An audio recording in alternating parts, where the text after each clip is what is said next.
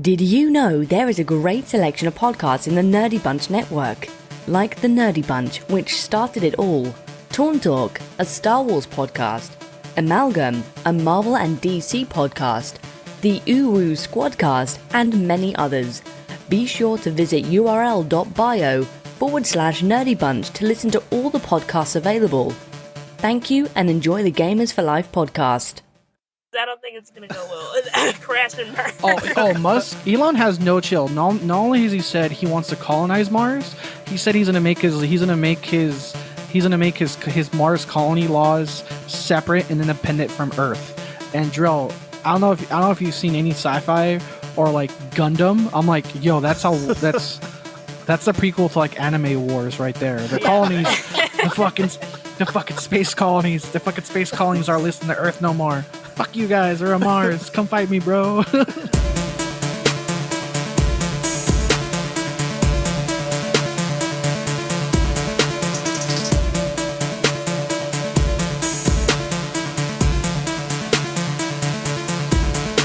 Hey everybody, welcome to the Gamers for Life podcast, where we discuss all things games. I'm one of your hosts, Jarrell. With me is my right-hand man, my co-host, my ABXY, Arthur. Arthur, how you doing? Doing okay. I had to forcibly lose some weight. I got sick. Oh man. I got food poisoning for the first time ever in my life. And now for like the past 2 days, I've been like scared of food because I didn't know food can do that to a person. Yeah. Damn. So now I had food poisoning, and then like 2 days later I had like a stomach ache, but I went to full panic mode of like, oh god, it's happening again. But it was just like just a regular, I don't know, like regular stomach ache, that thing you've had a million times. But I went to like full panic mode. I cleared my day. I was like, okay, I'm doing nothing, just staying in bed. And like 2 hours later, I was like, after some Sprite, I'm like, oh, I'm good. Okay. That's good. Yeah, man. Food poisoning is no joke, man. I've had it like probably 4 times or whatnot. I remember my brother and I, we got food poisoning, and it was around the same time that the Olympics were on, strangely. And we both had to we both had a pretty wild ride thrown up in the hallway trying to reach the bathroom. I was like questioning my relationship with God. I was like, it's so bad. I was just like, I've just never had it before. It's like, yeah, you think it's gonna stop, you think it's gonna get better. No, you're in for like 24 hours of hell. Yeah, it's like, Lord, I'll never steal again. I found God, and turns out he's in my bathroom. Surprise! Last place I looked for him, the bottom of my toilet. Oh man, funny. Well, I'm glad you're all right. Yeah, food poisoning is definitely no joke. So it's one of those weird things where there's really nothing you can do besides let it go out of your system. So over and over again. Yeah. There's no stomach ache. You're like, oh, it's gone. I'm good. Yeah. No. It's like DJ Khaled. It's like, oh, I'm done. No. Another one. No more. Another one. I'm running out of toilet paper. Another one. Like, so bad. Case of the DJ Khaled's. Oh my god, that's funny. All right, folks. Well, we have a great show for you guys. And speaking of a great show, we actually have a really awesome guest here with us. She is a avid Twitch streamer. I would even say like an activist as well, just really passionate, artistic, really fun, Twitch streamer that came across that we thought that would be great to have on the show. The Gamers for Life podcast is excited to have Haley Gentry on the line with us, but Haley Gentry with us. Haley, how are you? Hello, I'm doing great. Thank you guys so much for having me. I'm excited to be here. Yeah. Awesome. So Haley, I know we're going to go into, more depth as far as asking some questions to you as far as kind of your journey as a gamer, a streamer, and everything in between. But firstly, just to kind of get a sense of, what type of, what you like as far as for games and whatnot. Can you tell us, your favorite console and why, and your favorite game and why? All right. Well, I am a huge PS4 fan. Like, I want to say maybe the PS2 was the first real console that I've ever really gotten into, and so it's built on from the next to the PS3 up to the PS4, and then I've just been a huge Sony PS4 player. And for anyone who knows me, my favorite top game as of right now is Apex Legends, and I know that's booming a lot around in the Twitch industry and here and there. So that's my favorite game is totally Apex Legends. Very cool. Very awesome. Well, it's funny. We actually have a segment on the show specifically Apex oriented. And I was like, she's got to talk about this one because I don't know a goddamn thing about Apex Legends. I saw that on the thing, and I was like, "Yeah, we're gonna be talking about Apex today." So that'll probably be my my top one. So yeah, I was like, she could definitely lead that one. So yeah, I was like, we gotta have this. You gotta have her talk about Apex. So oh yeah, absolutely. Awesome. Anything on your end, Arthur, before we get started? No, that was it. I was just when she said Apex, I just started thinking about it. I haven't played Apex in a bit, just because kind of like Gamer ADD. Like, there's just a lot of stuff to play, but I've been playing a bit. But my friends love it. It sucks because we have like our core 4 group of friends, and Apex is a team of 3. So I'm usually the odd one. I usually voluntarily be the odd one out because they love it. I like it. They love it. And I'm like, it's all good. I'll do Skyrim or something. But that's just my one thing is like, make a team of 4. I want to play with my friends. Yeah. By the time you boot up everything, it's like, oh, sorry, Arthur, we already got everybody. Because that was definitely the first thing I noticed when I first started playing the game is like it's teams of 3. There's duos too and singles, but it seems a 3 instead of 4, and we have like between me in the group, like, so we have our main 4 group. And I'm like, so I usually voluntarily be the other one out. Right. Naturally makes sense there. So we have a great show for you guys today. A lot of really interesting stuff to talk about here in the show. But firstly, just as far as some housekeeping, first of all, Gamers for Life podcast every Saturday. So be sure to like, subscribe on any app that you use to listen to the podcast. Follow the podcast also on Instagram at Gamers for Life podcast. And we just started our Twitch channel, which Arthur runs the ship on that. So go to Gamers for Life Pod, and the 4 is the number 4. So go to Gamers for Life Pod, POD. So be sure to check that out as well. And here on the Gamers for Life podcast, we read the news, and you can listen to what you choose by clicking on the time codes in the description of every episode, including this one, of course. So each segment that we talk about here on the show will have a specific time code dedicated for that. So if you're listening on Spotify, I know definitely, at least on Spotify, I know that you can click on the time code for which segment you want to listen to if you don't want to listen to the whole show. But you're more than welcome to listen to the whole show as well. That is cool. Also here on the Gamers for Life podcast. So to hit the ground running here, I know we've had a theme as far as for Borderlands from the last episode, Arthur, and some interesting developments have accrued for Gearbox, and specifically talking about the Gearbox has been purchased by Embracer Group for $1.3 billion. So another more B's are being thrown on the table for purchasing different studios and whatnot. So really interesting stuff. So the article here from gamesradar.com says here, quote, Borderlands 3 developer Gearbox Entertainment has been bought for $1.3 billion by the Embracer Group.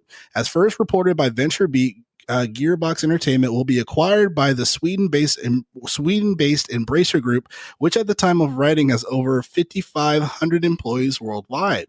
Gearbox's 2 studios in Texas and Quebec City, Canada, will be added to that enormous roster of employees.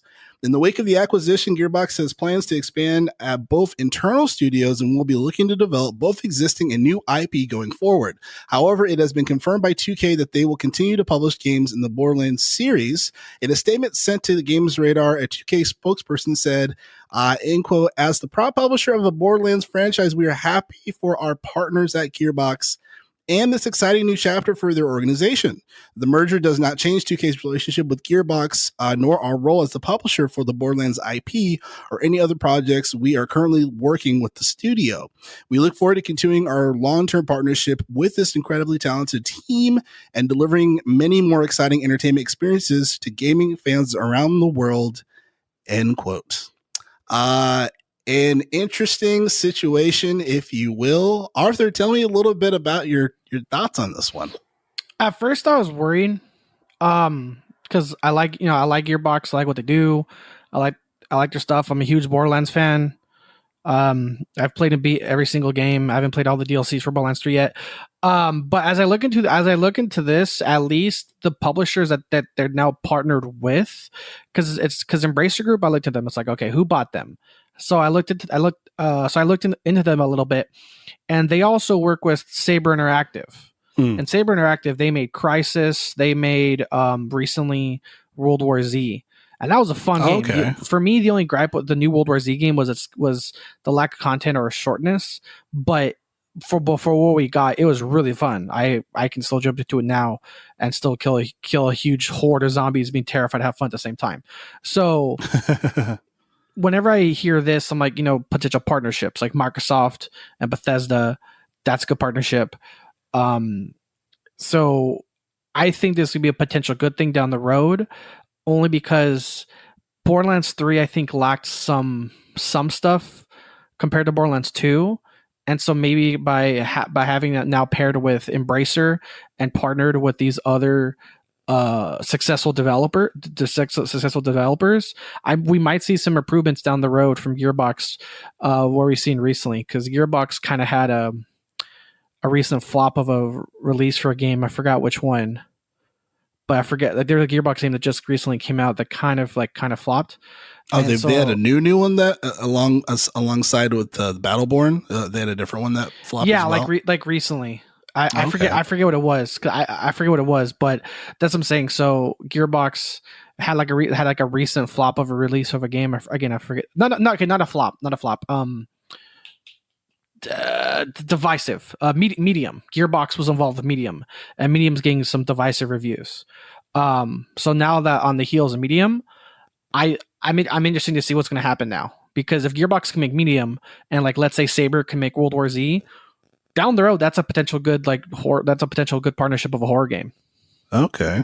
Interesting. I didn't know they were a part of Medium. I know for Medium in general, they already made back their R&D costs and their marketing costs. So they're already turning a profit, which is good. That's interesting. I know for at least some of the kind of the bigger sites, they've gotten between 8s and 9s, but I can't speak for like Kotaku and all those other sites. But I think for myself. Yeah, I think it's pretty good. I think it's pretty good from what I've been. I was playing I did a little bit of a Twitch stream through Game Pass on Twitch, but I was going to say the interesting thing for this, for me, a couple things. One of them is that for 2K, I'm surprised that they were okay with Gearbox being purchased by Embracer Group in general. And I'm assuming they're okay with it because they probably said, hey, we still want to publish the Borderlands franchise. Like, you're not going to take that from us. So that's probably one of the reasons why, like, okay, in totality, the main reason why Gearbox has that value of 1.3 billion mainly is because of the Borderlands franchise. That's kind of like in my brain, as far as like in totality.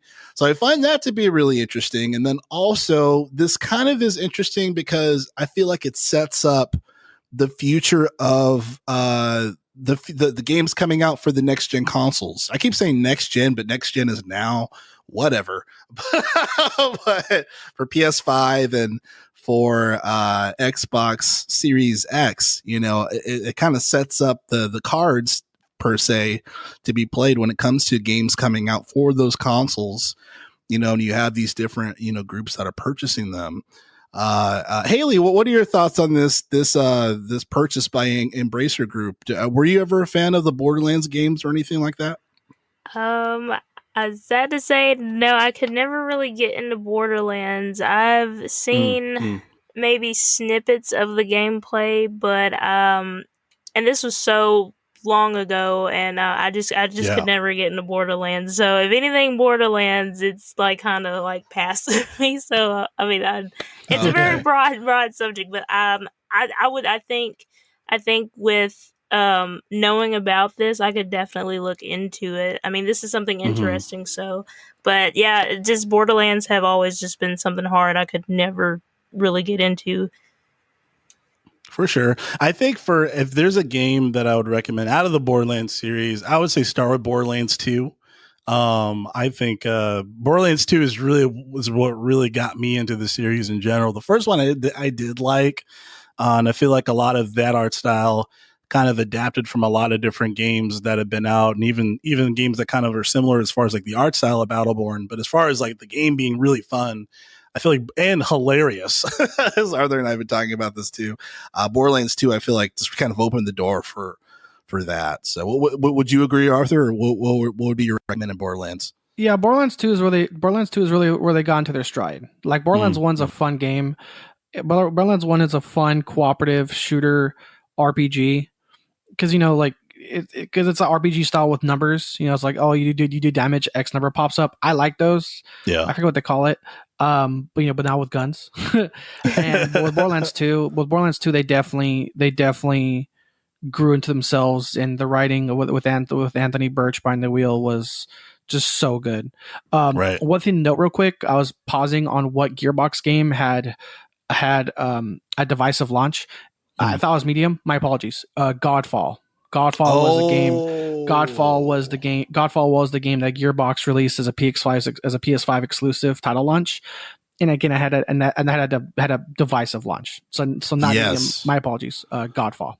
Oh, no worries. No, yeah, that unequivocally had a very, very divisive launch. I know that game was getting like 6 and 7s. But I saw more 6s than 7s. So yeah, absolutely. Unfortunately, that one got kind of an unfortunate launch there. But I'm curious to see what brews out of this. It's funny. Me, Arthur, I have a sweet spot for Gearbox, just because of they did such a damn good job with the Borderlands series, in my opinion, that, I want them to prevail and I want them to make a game that either if it's not going to be a Borderlands series, another game that's better than, 3 or what have you, but just like, another really fun game if they're able to pull it off. I know some developers, it's like you make that one and it's like you're kind of in debt to that one forever.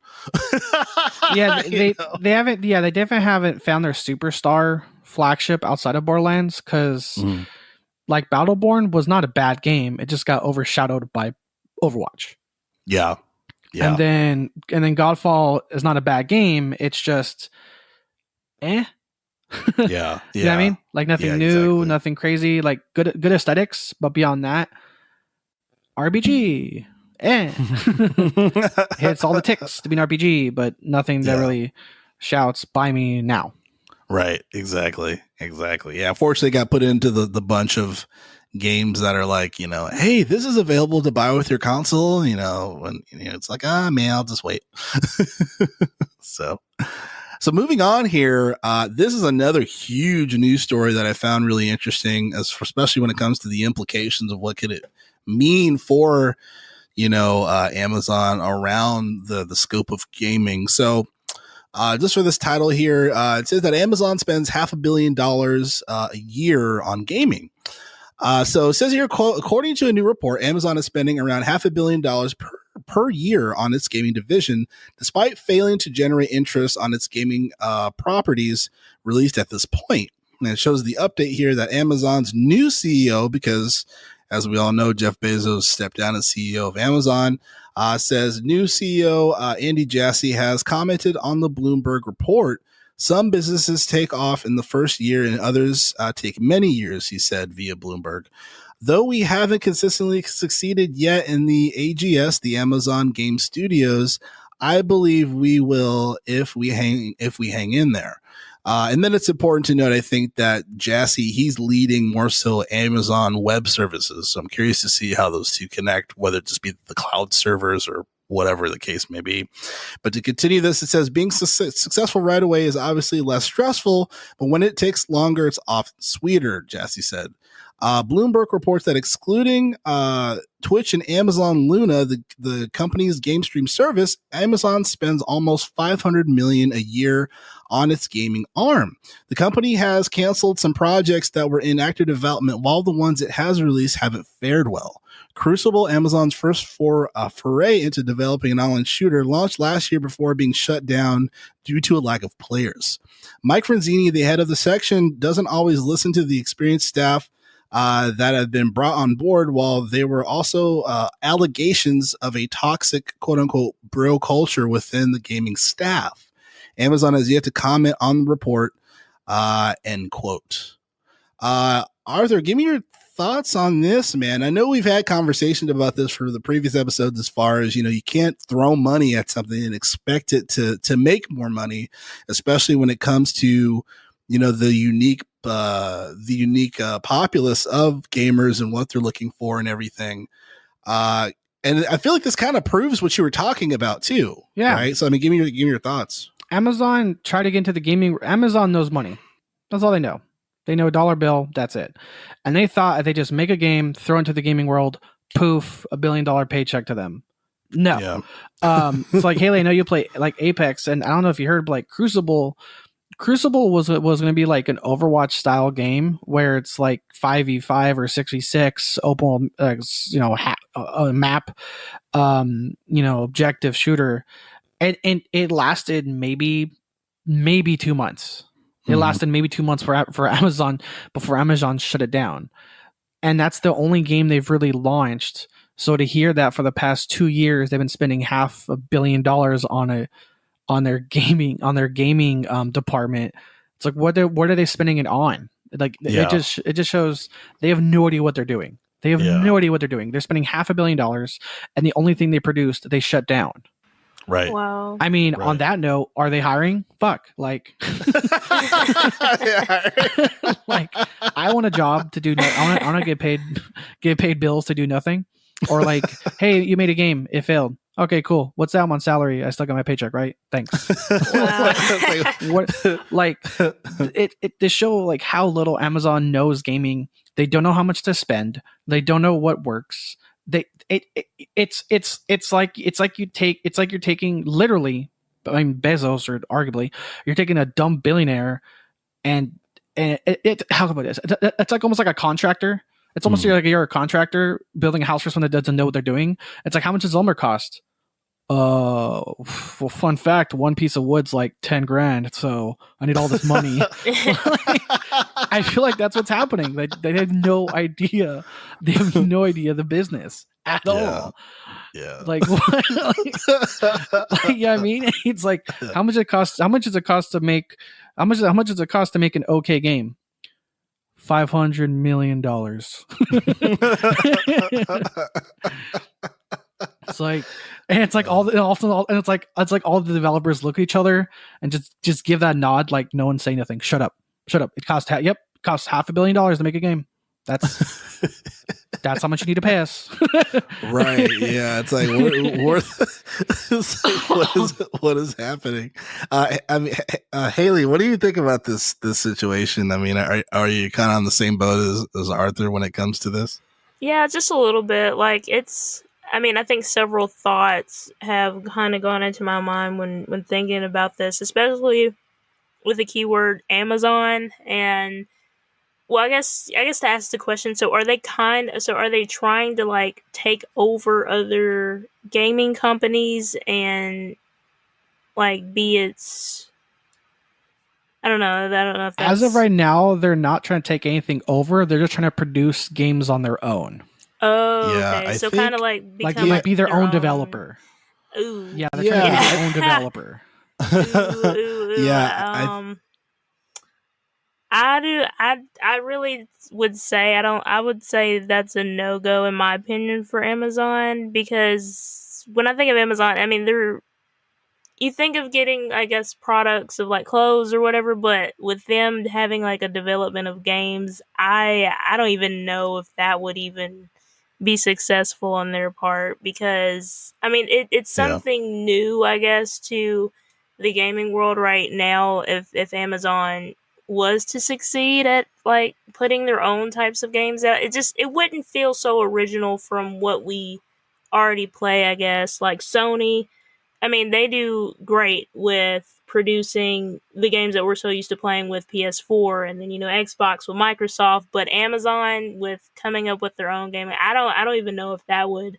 I don't think I would be a fan of that. In my opinion, that's kind of yeah. Yeah, no, yeah, I agree. I mean, I think they're really looking at this all wrong, right? It's interesting too that Jassy was like, oh, like the more time it'll take, it'll be sweeter. I'm like, well, tell that to Jeff Bezos. He was there for 27 years and now he's stepping down. So I was like, I don't know if that's a good example, but I think most importantly, I feel like they're approaching this from a developer side.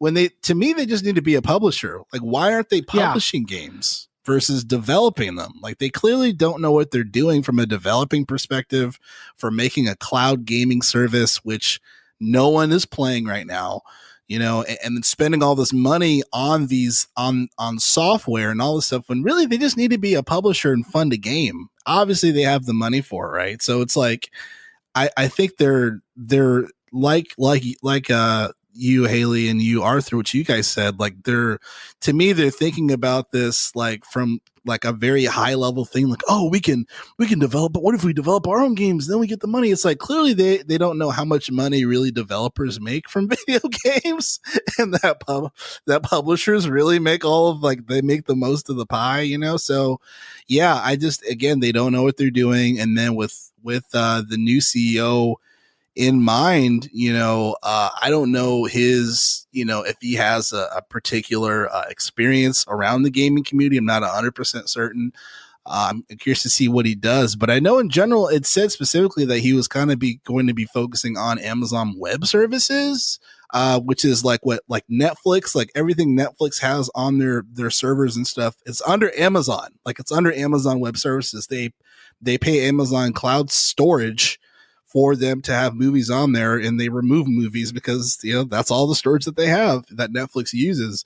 So I'm wondering how that fits within the gaming perspective. Obviously, I think they own Twitch as well, right? Amazon owns Twitch, so anything uploaded, anything uploaded on Twitch, like that's another like cloud service situation, but I don't think they're losing money from that. I know, Arthur, we had this conversation a couple episodes ago, and I feel like this really proves your point.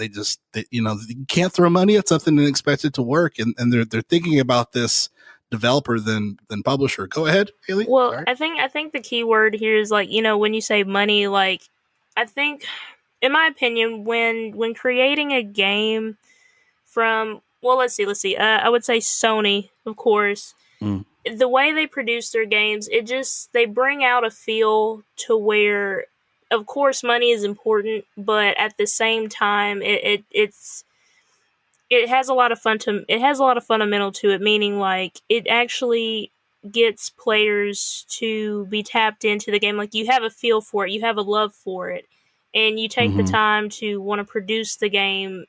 And I think it's just about knowing who you're wanting to sell your product to, in a way. If I'm going in the right direction, saying, man, this is pretty broad, but I guess just whenever you're creating a game, it's just knowing how you want to target your viewers and making them feel like, hey, I want to continue to buy games from Sony. But Amazon, on the other hand, I feel like, again, it's just the money side of things. Like, if you're so more focused on money and not truly understanding how you want this game to speak to your viewers, I don't think it would be much of a successful, like, production in a way, I guess. I know, I agree. You should do consulting for them because they don't know what they're doing. They don't know what they're doing, but I agree 100%. Exactly. One thing I'm thinking of is like, this just shows how much crazy amount of money Amazon has. Yeah. If you're to say to any, if let's say this is EA, if you're to see if a story were to come out that EA was paying $500 million a year for a couple of years, and they had one game to show for it, and it failed so bad they shut it down after 2 months, somebody would have been fired, or a studio would have gone bankrupt. Right. This would have bankrupted anybody else, or this would have got somebody fired. Right. Amazon's like, we lost $1 billion. This is fine. Whatever. It's just $1 billion. Change. We'll make it up, guys. If any publisher lost $10 million, they'd be like, okay, we have to close everything. That's the thing I'm thinking of. Like we've seen publishers and developers go bankrupt, and Amazon's like, $500 million, a couple of years, and we made one game that shut down in 2 months. It's all good. Like really, no one stepped down. Like no one got fired. Like no one stepped down. No one was told to resign. We're just, fuck. Are they hiring? Shit. Like job security, even through a massive failure. I got LinkedIn. Hit me up. Shit. Yeah, man. Crazy stuff. I'll be your social media guy. Right. Yeah. Exactly. Social media manager. There you go. Yeah. Community manager. Hashtag whoops. Hashtag whoops. Oh man. So moving on, I find this really interesting, and this is something that originally I was really excited for, and then further on of these stories being released, I'm getting a little more worried than excited. So what I'm talking about is Mass Effect Legendary Edition, launching May 14th of this year, and according to Gematsu, it says here, quote, Mass Effect Legendary Edition will launch for PlayStation 4, Xbox One, PC via Steam and Origin on May 14th. Publisher Electronic Arts, and developer BioWare announced. Mass Effect Legendary Edition features the single-player base content and 40-plus downloadable content, story, weapons, and armor packs from Mass Effect 1, 2, and 3, featuring remastered character models and tens of thousands of higher resolution textures, improvements to shader and video effects, updated lighting, improved dynamic shadows, volumetrics, and depth. Mass Effect Legendary Edition promises on an enhanced visual experience. Additionally, the original Mass Effect game features comprehensive world-building enhancements with added detail and depth to locations like Eden Prime, Elos, and Pharos, as well as updated interfaces and user experience, a variety of quality of life improvements, and modernized combat and exploration through improved aiming, squad controls, and behavior, Mako handling, and cameras. If anyone remembers the Mako handling for Mass Effect 1, dear God. It was great. I thought honestly, the Mako handling was accurate to what a car would be like on a low gravity planet. It was accurate. You were trying to drive a car on the moon? It's fucking hard. It's accurate. It made me feel like I'm in space. Like, wow, this is going nowhere near where I'm telling it to go. Yeah, this feels accurate. I didn't mind it at all. I felt more immersed because of it, actually. That's just me. That's funny. Yeah, I guess looking about it from that pair of binoculars, I guess. So for me, I was like, what is happening? But anyway, continuing on here, it says, quote, the collection also features unified character creation options that persist across all three titles, complete with an improved and expanded selection of hair, makeup, and skin tone options. The female Shepard default appearance from Mass Effect 3 is now the default female Shepard appearance all across 3 games, end quote, which I think is awesome personally because female Shep, I think, is the best. Fem Shep. The Fem Shep is the best versus, male Shep. Also a much better voice actor as well. But now. Oh, fight me. Oh, dude, Fem Shep is the best voice actor versus male Shep. I feel like that's like unequivocal, dude. Unequivocal. Dude, no. In Mass Effect 3, when they summon all the ships from all the alien races, and he gives that speech, nah, I like almost teared up. That was like Lord of the Rings, fucking right of the hearing right there. Fuck that. Haley, have you played any of the Mass Effects? Do you know where we're arguing over? I want to say no, not really. I really wish it's a great experience. No, so that's okay. Well, it's a great experience. I mean, you have the PS4, so the Legendary Edition will be available for PS4. One of the biggest experiences that I find to be really unique to Mass Effect and that I think more games should adopt, as Arthur and I have talked about. Hell yeah. Is the feature of taking all of your characters from one game, and then depending on your decisions, they transfer into the second game. All your choices carry over. Exactly. All of from your part choices 1, that you 2, made. and 3. Exactly. To go through the entire trilogy. So it's like you have this personalization of these characters, similar to like a Star Wars, for instance, where like you have your Chewie, you have C-3PO, like all these characters that you have, all these decisions you've made, depending if they live or die or they're with you from 1 or through the third game. It's really a great personal experience. So I recommend checking it out. But I don't know, I might have to play Mass Effect 3 again, Arthur. I just know from me, from all from even 1 and 2, I'm like, Fem Shep is clearly a better voice actor, but as far as for there's a term that I want to say here. Oh, the plot thickens. So the plot thickens here on this, though, as far as for some issues with the Legendary Edition, and one of them is that Mass Effect 3's multiplayer is not in the Legendary Edition. Fuck. So sorry. So yeah, no. That's what I said too, because I love Mass Effect 3 multiplayer, dude. Like I remember like doing the GameStop thing, and after work, like we're all like, it had no business being that fucking good. Exactly. Had no business. Like, because Haley, Mass Effect is like, it's like BioWare, Dragon Age. Mass Effect 1 is a classic. It's a single player RPG. Mass Effect 2, single player RPG, and all of a sudden Mass Effect 3 out of nowhere releases this multiplayer, and we're like, oh, we don't need multiplayer. We don't want multiplayer. It's like so like we were saying, it's so much of a story driven game. All your major decisions literally transfer over in a save file. Like when you start Mass Effect 2, it's like when you start Mass Effect 2, it's like load save file 1, 2, or 3. Same thing with Mass Effect 3. Well, see, when you say same RPG, thing with Mass Effect 3. Yeah, when you say RPG, now it taps in. Okay, I've played tons of RPG games. I haven't really. This is my first time actually hearing about Mass Effect. The name sounds familiar, so good. But I'll definitely look into it now that you said RPG. Like, yeah, absolutely. Oh yeah, this is one of the best modern RPGs of our time. There's classes, there's customization, and so again, imagine a major decision you made in part 1 carrying all the way over to part 3, and then imagine a character you tried so hard to save in part 1, fucking does some fucking martyrdom shit in part 3, and you're like, no, I did so much to save you. No, come back. Don't close the airlock. Why did I have you go with me on the planet versus leaving you on the ship, and now the ship's exploded?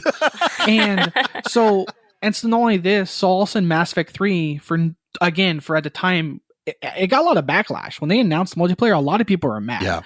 Yeah. Like because usually when you hear of a single player focused game putting in multiplayer, it's almost like you mentally think it's sacrificed. Like something from the game got sacrificed to focus on the multiplayer. What happened? Yeah. And out of nowhere, this multiplayer was so fucking good. Yeah, it was cooperative based. It was only a cooperative wave based PvE thing, but it was so good. It was so good. And there were elements, and what's crazy too, Haley, is there's elements that this multiplayer kind of affected your single player game. Mm-hmm. Yeah. Somehow. I don't know how they did it, but there's so many things that Mass Effect did that like no one else has done, or like done so right. I guess I can ask this then. See, I've never played a multiplayer RPG, so I guess there's two sides. Well, two questions I can ask. So, were you saying like a lot of people were getting upset because it was multiplayer RPG, and why was that? It was a mode. No, there was a multiplayer mode. Okay. So the game itself is still a single player RPG, but then there was a multiplayer mode to it. And at the time this game came out, games that had single player games, like single player campaigns that had added a multiplayer aspect to it, it's like time and effort have been sacrificed from the single player game campaign to focus on the multiplayer. Like there'll be less NPCs. Like Uncharted or something. Uncharted 2 or something. like in Uncharted, the sequel or the third one, it felt like there was less heart and less focus on the campaign because focus was now put in this brand new multiplayer mode. So yeah, so the game itself is still single player RPG, but there's a multiplayer mode. But like I said, that's why I got the backlash. Like something had to be sacrificed from. It's like something had to be sacrificed or like left unfocused in the single player to focus in this new multiplayer. But it didn't, and it blew us away. Yeah. Except for the ending, but what was your second question? You said you had two questions. Okay. Second question. I think. What makes Mass Effect so great? Well, I think we've already answered that. I don't know if we. Yeah, I mean, I think I'll kind of like summarize, I guess, why it is. But so BioWare then, when Mass Effect was around, is very different than BioWare today. So as far as for the story of Mass Effect, I think is just very top tier. From a story perspective, from a multiplayer role playing perspective, as far as like choosing, what type of dialogue that you're saying to someone, there's a lot of really intricate decision making of dialogue that really significantly impacted the game. Like if you said something, to someone that could lead to one of your characters dying or a whole section of a whole part of the game that won't even be available because you made that decision. So wow. It literally like change your game. And then also there is even, as far as for the story part of Mass Effect, when it comes to like the technology, the different planets you're going to, they actually had like PhD, like scientists and professors that wrote a lot of that story that were on the, that were a part of the staff and crew for Mass Effect. So you had this really authentic experience. And then of course, what we talked about before, this decision-making adventure from, point A to point B, where you can take your decisions through one game and putting them into a whole new sequel. Like I've never really have seen that done as well as the Mass Effect games as they've done it. So that experience in general, just like the decisions you make and like having these characters like that you've like, that you've been with so long, that personalization, I feel like no other game has really achieved that to that particular degree. But so continuing with the multiplayer, I don't remember if I actually said the quote on here. I don't think I did. Okay, so the issue with the Mass Effect Legendary Edition, unfortunately, the multiplayer for Mass Effect 3 will not be included. So according to Game Rant, they say Mass Effect's Legendary Edition is shaping up to be the definitive version of BioWare's iconic sci-fi trilogy. However, it seems like the fans of Mass Effect 3's multiplayer will not be getting the same love, as BioWare explains why it will not be included in the Mass Effect Legendary Edition. Fans speculated that Mass Effect Legendary Edition would not include Mass Effect 3's multiplayer content after the game was revealed, as BioWare made no mention of the cult classic co-op mode. Despite the lack of the acknowledgement, some fans of the wave-based survival mode held onto the hope that Mass Effect Legendary Edition would still include the feature. However, in a new interview with Game Informer, BioWare developers confirmed that multiplayer would not be included in the remaster. Aside from the multiplayer possibly being a huge road bump for Mass Effect 3's Legendary Edition team, another issue is that not everyone enjoyed the feature.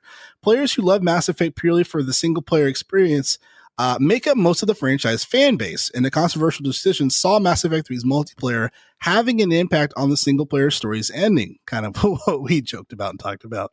However, with no multiplayer added, the frustrating impact of the online play on the effective military strength will not be seen, something that could actually make a lack of multiplayer a positive bit of news for some players. It seems that fans of the series multiplayer will need to continue playing Mass Effect's and Andromeda's online modes while wielding bionic powers and iconic Mass Effect weaponry with friends. Would not have been fun to do. Would be fun to do it again. It makes sense that BioWare would prioritize making the single player games as great as they possibly can be. End quote. Which I don't know if I actually agree with that last statement, but nope. Another. You're wrong.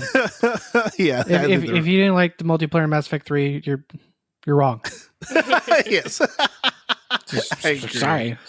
One of the last things I wanted to talk about this as well is that so the DLC, they also announced too that the DLC, one of the DLCs for Mass Effect called Pinnacle Station, unfortunately will not be available in the Legendary Edition as well due to a corrupted source code. So like, Okay. So part of me is like, this is becoming less and less legendary after every story. It's like, oh, this isn't going to be a part of it. Oh, okay. Oh, yeah. And that multiplayer thing. Which game DLC was that? Was that Mass Effect 2 or 3? I believe it was Mass Effect. That's a good question. I think it was in Mass Effect 3. Shit, because I loved all the deals. I love the DLC for Mass Effect 3. Yeah, I think it is. But yeah, Haley. Oh, no. Okay. Mass Effect 1. Sorry, Mass Effect 1. Pinnacle Station DLC. Oh, so no wonder the source code was lost, because Mass Effect 1 is God knows, like when did that game originally come out? 2006 or 2007, 8. Yeah. It was I played it after I played during my second year in college. Oh, okay. Yeah. 2007, 2008. Yeah. But yeah, Haley, Mass Effect is definitely an RPG saga. I definitely recommend putting in your radar. So fun. Oh yeah, absolutely. Yeah. That'll probably be on my gaming list of new games to check out. But thank you guys so much for telling me that. That's so cool. Oh yeah, definitely. We have to spread the word on those good games, as gamers have an ode to do so. So, moving on here, I know this is something that Haley is very passionate about, talking about the Apex Season Pass number 8. Says quote here from I'll start it off here, then you can give your thoughts, passion, feedback here.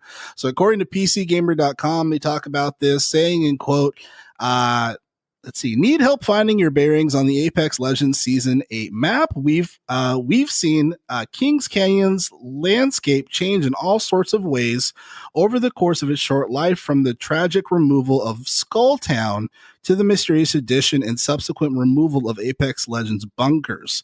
Mayhem's explosive entrance has taken a toll on its landscape this season, and Kings Canyon has undergone a spot of terraforming. There's a brand new northern section and explosive holds scatter across the map containing the best loot. Point of interest that were previously notorious choke points have also been opened up to give us more room to engage with other squads.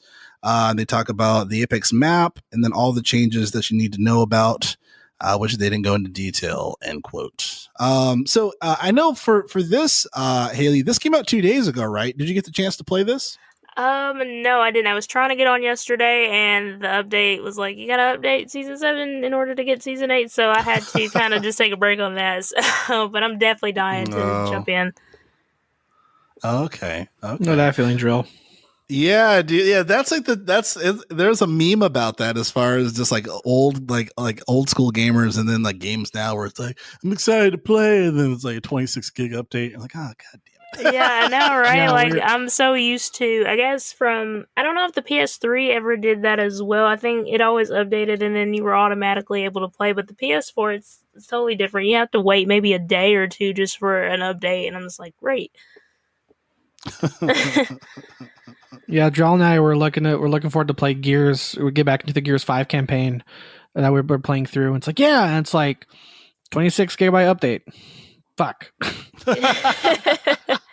Yeah. Then I was Twitch streaming as well, so I'm like, oh, we'll be right back, and I switched to the we'll be right back section, because I'm like, oh, we're gonna wait 40 minutes for downloading 80 gigs of updates. But I guess asking you, Haley, tell me a bit of, as far as your some of the things that for Apex Legends that you're a big fan of, and why you were looking forward to Season 8 for the Season Pass. I think with just seeing the characters and how this game has successfully created characters that you can somewhat relate to. I don't know if many people have known, but I am a huge Lifeline fan when using her character. And what's crazy is the voice actress of Lifeline has seen my cosplay twice, and that really, oh wow, it was mind blowing. Another successful thing, I would definitely say the graphics at that. It's complex in a positive light. It definitely taps you into, I guess, thinking really quick. It's a very, very fast game. You have to think, well, what am I going to do whenever I'm encountering with an enemy on another team? Like, am I going to, throw this thermite grenade? Do I need, how many health kits do I need? Do I need to make sure my, teammate, it's just, I don't know. It's a game that gets you thinking, and I really like a lot of games that get you thinking. And it's a lot of fun, and you can definitely tap into it. I just recently got into Apex, I think around March of 2020. I started playing around maybe 2019. I tried, I think when season 1 came out, the game was like beyond, because I started out doing Fortnite, and I'm like, well, this is nothing like, Fortnite, and I think after a lot of competitive people got so hypersensitive about Fortnite, that's when I just moved over to Apex, and just learning the different roles that you take within Apex, and then just building up your skills to it. Like, I think the game has accomplished well, and so it's a lot of fun, and it's a very vast. Nice. Very nice. Very cool. Yeah, it's funny. Like, every time I try to play Apex, I'm like, all right, I'm going to play. And then, like, I'm like roaming around. And then some guy shoots me around the corner. And then I'm spectating for 15 minutes. I'm like, I can't do this. Yeah, that's how it was for me for season 1, because I had no idea what I was doing. And then, I think when I first played, I was playing with someone that I knew from back then. And I was like, do you have shields on this game? And they were like, yeah. And I was like, oh, yeah, this is like Fortnite. He's like, no, this is nothing like Fortnite, because I was so used to the Fortnite platform. And so, and then Can I build stuff? It's like, yeah, no. That's what I was. And that's the next question I asked. Like, okay, can you build? Like, what is there something I can do to protect myself? And they were like, no, this is nothing. I guess it has the battle royale type background, but each battle royale is just completely different. And I was like, okay, so this is something interesting I can definitely pick up. And so I think season 5, when Loba, one of the Apex Legend characters of season 5, came out, that's when I sat down with myself and saying, okay, I'm going to take this a much amount of time to practice on how to get better. I was watching different YouTubers and tips and trick videos. And then when I, practiced the same thing that I saw them do, I kind of caught on, and I was like, hey, this is, my new Fortnite, and I don't even think I get into Fortnite much anymore like I used to, but man, Fortnite was probably my Apex at the time, and now Apex is like my Fortnite at this time, so it's kind of like vice versa right now. I'll say one mechanic I love that's so simple that I wish more Battle Royales did is having a jump master. Or I forget what they call it. I forget what they call it, jump master. It's like one person's controlling where the team goes. Like, you can still break off and go wherever you want, but it's great when you're like eating a PB&J. You're like, okay, tell me where to go, dude. I'm just gonna keep eating. Okay.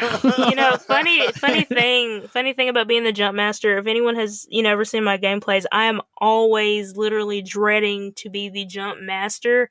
Especially with season 7's map. Oh my gosh, the graphics, amazing. I think season 7 has accomplished well with the map. I fell in love with it when I saw the trailer, and but man, being the jump master for season 7, that was like, no, I don't want to be the jump master, because the map is just so vast, and I feel like when I'm the jump master, I always pick the most terrible places. Like, they have great loot, but that's where everyone's going, and I gotta remember that. And so it's more of like, I guess, an anxiety height point. When you first start out, every time it's like, okay, I know exactly where I want to go, but I don't want to land here because there's a lot of people here. But at the same time, I don't want to be on the outside of the map to where I'm like caught in the storm. So that's another challenging thing that I like about Battle Royales. It kind of, makes you get out of your comfort zone on saying, okay, I want to get better at this in order to accomplish what I want to in, the Battle Royale. I remember whenever I was jump master, I would just purposely let my friends in the shittiest places.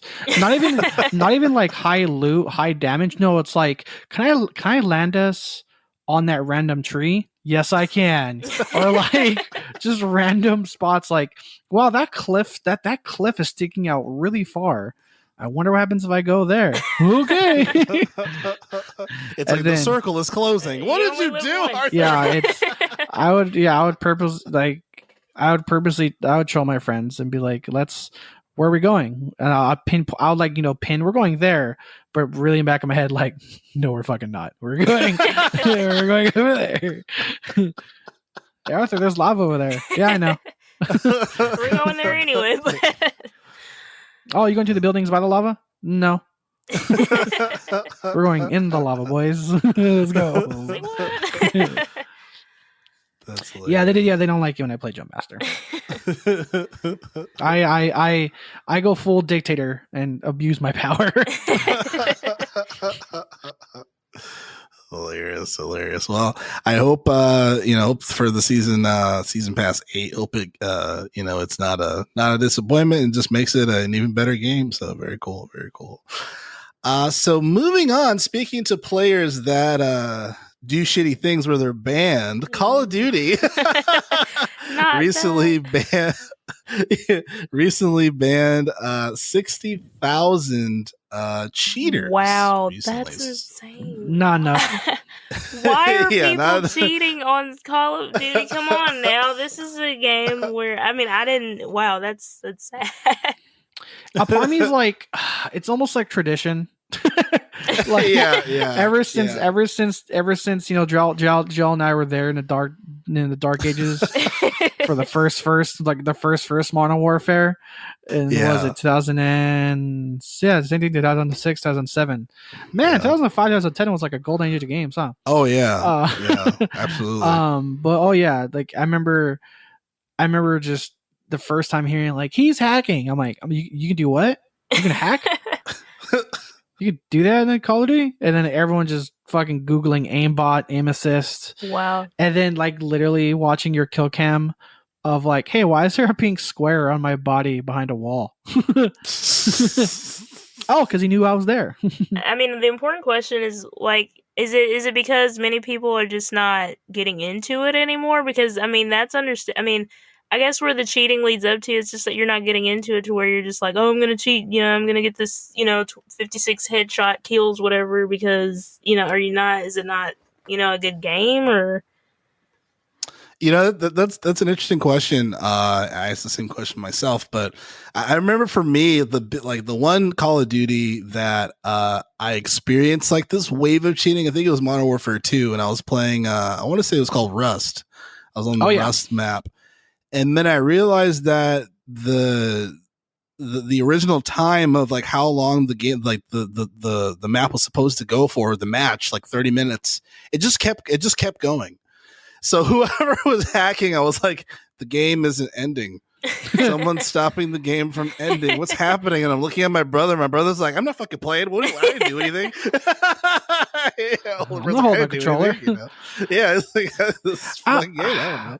I don't know, because it's like hacking in Call of Duty. It's like, just because I think Call of Duty really popularized, KDR, kill death ratio, and advertising your KDR. And so I guess by like hacking and cheating a game, when you see people with like a 2,000 to 1 ratio, you're like, okay, yeah, dude, get fucking banned. get the fuck out of here.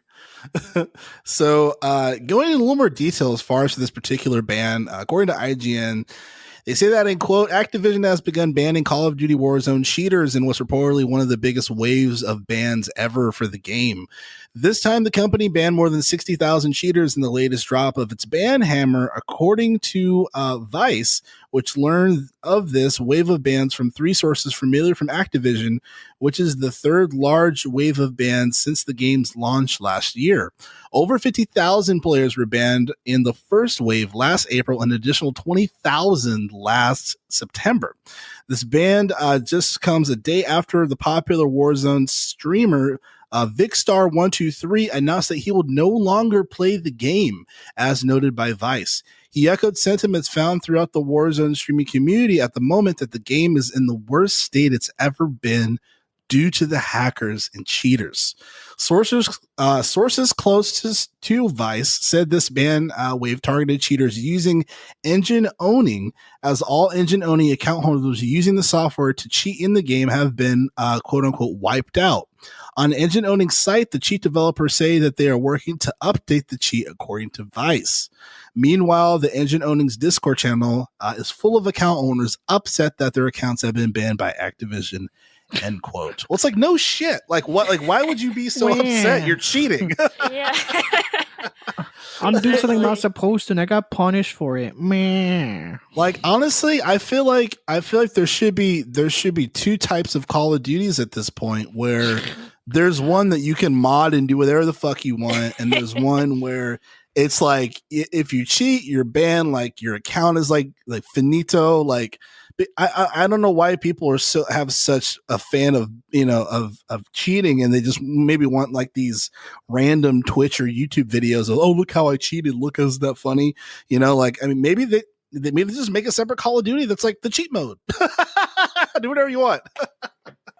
I mean, honestly, I think Fortnite, scarcely is starting to become just like that as well. I mean, I think I'm seeing a lot of hackers as well in that game. And I think that's another thing that kind of got me out of interest of playing Fortnite a lot like I used to, because it's not the same when I first started back in high school, maybe around 2017.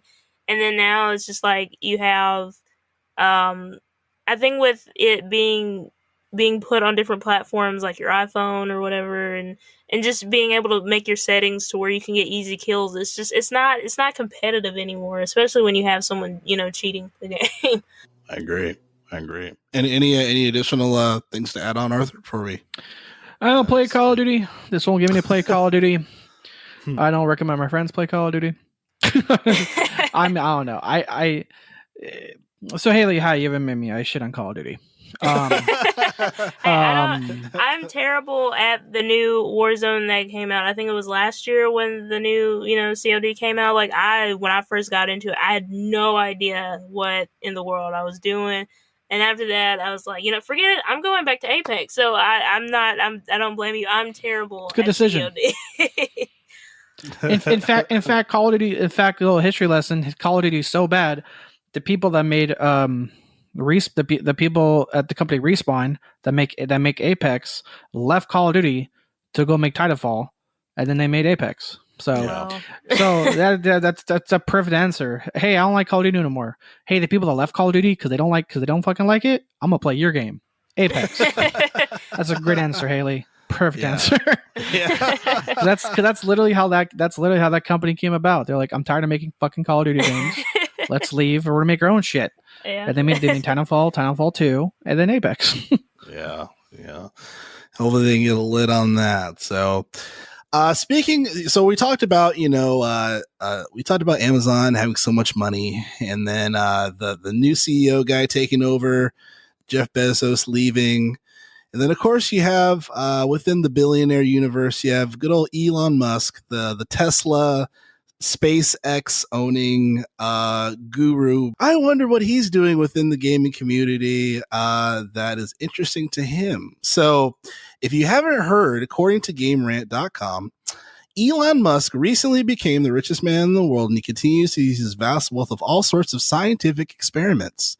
Musk owns Neuralink, a new neurotechnology company of top neuroscientists from all over the U.S. that aims to create successful implantable brain-machine interfaces, or BMIs.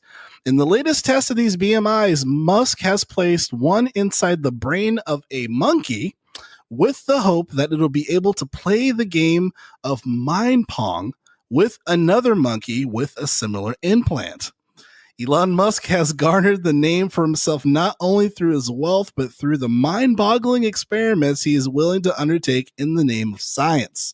From launching a Tesla Roadster into the space via his SpaceX program to making it possible to play games like Cyberpunk 2077 in the new Tesla Model S, Musk always strives to be at the forefront of scientific innovation, regardless of how absurd some of the experiments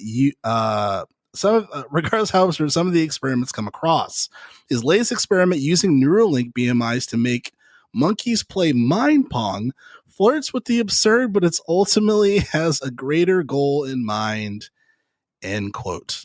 So, Arthur, I remember you were saying how terrifying Jeff Bezos is. I think we need to start looking at Elon Musk, dude. I don't know. It's just, if you're telling me in the same day Cyberpunk had a patch that created a new game-breaking bug, and you tell me the same fucking day Elon Musk is putting Pong in the chimp's brains. What the fuck? Yeah, I'm putting a huge thumbs down for that one. The last thing I read about this guy, the last thing I read about Elon Musk was wanting to live on Mars, and yet here we are still on Earth. So I agree. I don't think it's gonna go well. Crash and burn. Musk. Elon has no chill. Not only has he said he wants to colonize Mars, he said he's gonna make his Mars colony laws separate and independent from Earth.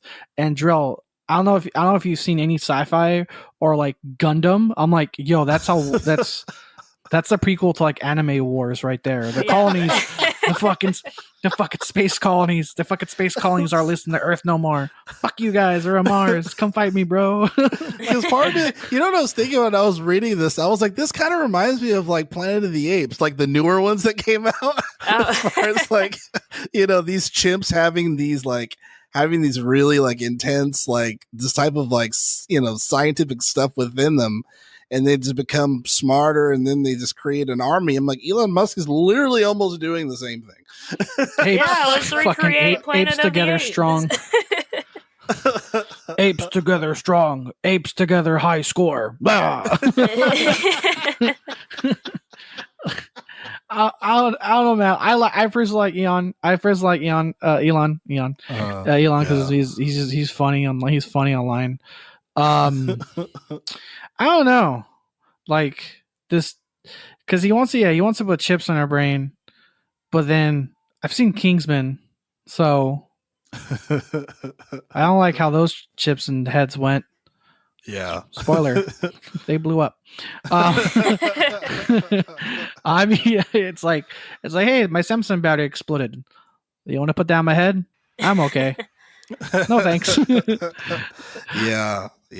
I'm just curious to see the further information around this. Like, imagine like the next thing is like, oh, like they're like masterful players, and then like it, maybe he tries to sell this stuff to like Sony and Microsoft for future VR stuff. You just put it in your brain. You don't put it on your head. Like, I don't know, man. Like, okay, so he says like they want to evolve it to the next step. So that means evolving the game. So that means how long until a monkey plays as Donkey Kong in Smash? I want to see that. Like, can you if you put this chip inside a monkey and he plays Donkey Kong, can you put the chip inside of a hedgehog and have like a real life Sonic mental Donkey Kong Smash fucking fight? Hey, possibilities are endless. I would, if that was on pay-per-view, I would pay to fucking see it. Hey, you want to see a hedgehog and a ape fucking telepathically fight? Fuck yeah! Are you kidding me? That sounds fucking awesome.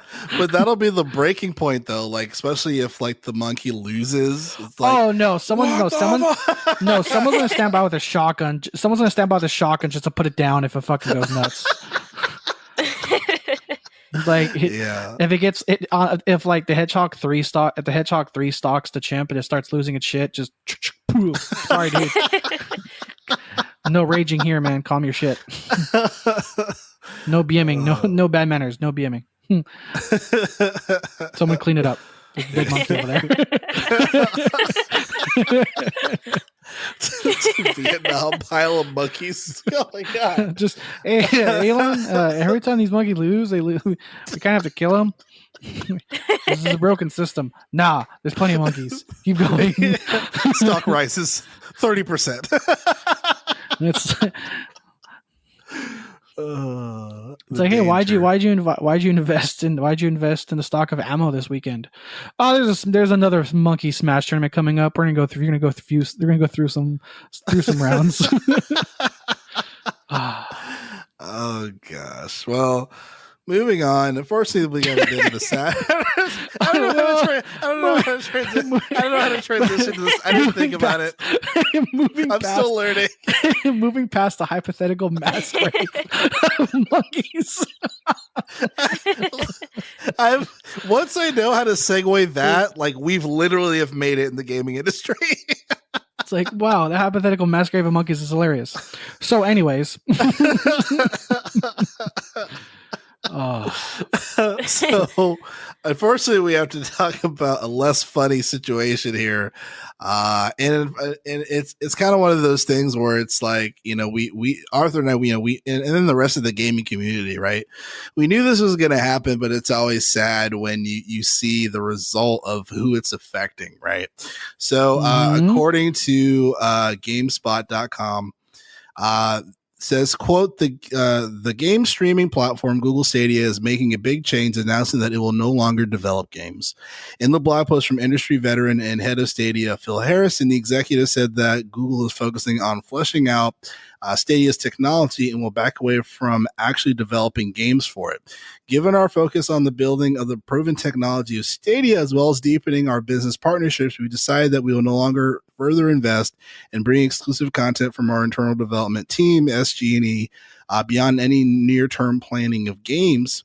The statement says, quote, over the coming months, most of the SG and team will be moving on to new roles. We're committed to working with this talented team to find new roles and to support them. Google's game-making studios in Los Angeles and Montreal are closing a part of this news, according to Kotaku, and around 150 developers were said to be impacted. According to the report, Google is trying to place the affected developers in new positions within Google, end quote. So, I hope that those 150 people, they do find a position, within Google. I heard Amazon's hiring. I know they don't know what the hell they're doing. So I just hope that, they're able to find, to find positions within Google to fix whatever, or, exactly just to find a job in general, because it always sucks when it's actually impacting, real people with lives and, their families and, living situations. But it's the same, it's the same kind of thing we've been talking about, right? It's like, why are these people thinking about it from a developer perspective instead of a publisher perspective? It's just, you can't throw money at the problem, Google. It's just really odd, it's like, focus on your target audience, and like, do some homework, do some marketing research. Where's the marketing research consultant that you guys have hired? And if you do know where they are, fire them terribly, because they're obviously not doing a very good job if 150 people have their jobs impacted. Haley, do you have any comments to add to this? I don't think I do. It's just pretty much reading into it. It's kind of crickets for me on that one. So yeah. Hey, you're not the only one. After the first month, the number of Google Stadia users peaked at 12. So crickets is very accurate. I don't know if you remember the Google Stadia, but it was the stupidest concept, because it was like pay 10, this number might be wrong, like $10 to $15 a month to use the Google Stadia streaming services, but then you still had to buy the fucking game. Right. So it was like paying $15 a month for Game Pass, but then still paying $60 to play Doom. Right. And then not only then, it didn't work. Like, there's videos of people streaming it live, and it's like spacebar, then 1001, 1002, jump, shoot. 3 seconds later, bullet fires. Like, it was just so bad. No one used it. Again, Google was just, we're Google, we have money, people will buy our shit, same thing as fucking Amazon, let's just make a thing and cash $1 billion check. Too fucking bad. Like, flush, Drill, you're mentioning the article, like, oh, we're flushing it out. That's an accurate fucking line of flushing it out, because it was just garbage. No one used it. They didn't care. They didn't care. And again, for the real people, 150 people, they'll get developers that got affected by this, so that sucks. This was just, again, Google's like, let's just throw some money at a problem to make you more money. Oh, whoops, it didn't fucking work. No shit. Yeah. yeah. Hopefully these are learning lessons for Google and Amazon, right? I just really hope that they can, do some actual marketing research to do this, so they're not impacting, good people over stupid business decisions. So. It's like you called it. Google will be okay as a publisher. Amazon will be okay as a publisher, but as a developer, again, no idea what they're doing. I mean, I mean, I don't know. I don't know who's dumber, Amazon or Google, because Amazon made a failed game that costed over $1 billion. And then Google made hardware. You know what I mean? So it's not exactly apples and oranges. You know, Amazon was trying to make games software, and Google was trying to make a console hardware. Yeah, and neither of them worked. Yeah. I mean, I think Amazon kind of ate it a little harder than Google did, but because Google didn't spend over $1 billion on its failure. Yeah. But if you get a chance, Haley, just look up Google Stadia videos. They're so weird. Like I said, the latency is so bad. It's like you're playing on PC, spacebar, jumps 2 seconds later, and it's like nothing was playable. Nothing was for that thing. Nothing. Yeah, it's just bad news bears all around. So moving on here. This is a very interesting story here that kind of I guess this kind of foreshadows, what's going to happen with these current gen consoles, PS5 and Xbox Series X, and probably more so on the PlayStation side. But according to GameRant.com, Quantic Dream, the studio behind the AAA narrative adventures like Heavy Rain and Detroit Become Human, has long been one of France's most famous video game developers. Now that they're entering into North America with the announcement of the new studio in Montreal, Canada. Founded by David Cage in 1997, Quantic Dream has made a name for itself with story-driven, graphically sophisticated titles, and most recently with Detroit Become Human for its Montreal studio. Square Enix Montreal founder and Idios Montreal alum Stephanie Ostos has been tapped as general manager for the new location. Johan Casau, the project lead designer on Assassin's Creed's Valhalla, will also join as gameplay director for a new unannounced project in development at Quantic Dream. IGN spoke exclusively with Quantic Dream, founder of the CEO of David Cage, and a few other of the folks there about the new Montreal location. Quantic Dream's goals for the location is future of now. That it's going to be a third-party studio. I'll just say in the last quote here on the bottom, it says that we have structured the relationship between the two entities so that they work together as one team with a distinctive core perimeter on both sides in order to build this project together, end quote. I find this really interesting just because Quantic Dream, I've always been a fan of what they've made in the past. Heavy Rain is an excellent game. It's Jason. Yeah, him yelling, Jason, where are you? Isn't it Haley for Heavy Rain? Have you played Heavy Rain, Haley? I think I've heard of Heavy Rain. Okay. Believe it or not, I probably have played it. It's probably been so long. Is this another RPG? It's a suspense, quick time event type of story, narrative driven story game. So a lot. I wouldn't say it's an RPG. Really, more of like an action adventure suspense, like a Telltale game. Okay, Yeah, I think I have. game. I don't. Was this for like the PS3? I think too. Like the PS3. Originally, yeah. Okay, so I think I have played it a little bit. My aunt, she actually introduced me to this game, and I think from the last time, if nice. I'm correct, I think the beginning of the game, it was like this dad and his son, and they're at the mall, and all of a sudden he looks around and the kid's gone. So I think I've played a little bit of it. Yes, there we go. It took a one minute. of the best glitches, you could just. One of the best glitches, just key mashing circle. Jason! Jason! There we go. Yep, I Jason! totally. Yeah. It's funny. Like I've always been a fan of Quantic Dream for this in this game too. Even though I'm not always the biggest person for quick time event games, but I feel like if you're going to do it similar to how Quantic Dream does it. So yeah, Heavy Rain, big fan of. Even Beyond Two Souls, even it may not have been the best of the bunch, but it was a pretty good game. And then Detroit Become Human, I actually have to play it. I haven't played that one yet, but I'm curious to see how they're going to this new project. I'm wondering if it's going to be something that Sony's going to try to make an exclusive on their platform. I'm just curious to see what's going to happen from that perspective. I wonder if David Cage still thinks of himself as the Christopher Nolan of video games. Because David Cage, the head writer of all these games, is like known to have an ego. Like he thinks he's like the Picasso of our time. And Jason, no, he's not. Like they're good games. They're good games. They're good games. It's just for me. I like watching them because for me, it's like if you're to make these into a movie, it's one of these. I feel like if David Cage were to make a movie, he would accidentally make a sequel to The Room.